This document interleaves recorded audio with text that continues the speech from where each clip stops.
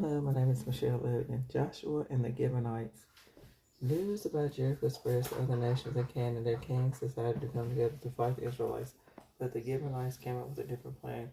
Wearing worn out clothing, they went to Joshua and said, "We come from a distant land. We have heard about Jehovah and all he did for you in Egypt and Moab. Promise not to attack us, and we will become your servants." Joshua believed them and agreed not to attack them. 3 days later, he found out that they were not from a distant land. They were from the land of Canaan.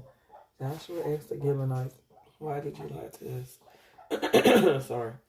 They answered, "We were afraid. We know that Jehovah God is fighting for you. Please do not kill us." Joshua kept this promise to let them live. Before long, 5 Canaanite kings and their armies threatened the Gibeonites. Joshua and his army marched all night long to rescue them. Excuse me.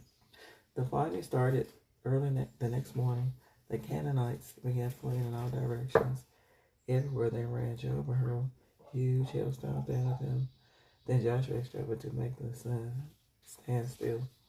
Why would he ask Jehovah to do that when the sun had never stood still before? Because Joshua trusted in Jehovah. The sun did not set for a whole day until the Israelites had conquered the Canaanite kings and their armies. That the word yes means yes and your no, no. But what goes beyond these is from the wicked one, Matthew chapter 5, verse 37. Why did Gibeonites do to protect themselves? How did Jehovah help the Israelites? So I'm going to read Joshua verse 9 and 1 through 10. When all the kings who were on the west side of the Jordan heard what had happened, those in the mountainous regions, and the Shepha along the entire coast of the Great Sea, and in front of Lebanon, the Hittites, Amorites, the Canaanites, the Perizzites, the Hivites, and the Jebusites, they formed an alliance to fight against Joshua and Israel. The inhabitants of Gibeon also heard what Joshua had done to Jericho. So they acted shrewdly and put provisions into worn-out sacks of their donkeys, along with worn-out wineskins that had burst and had been mended. They also had worn-out and patched sandals on their feet.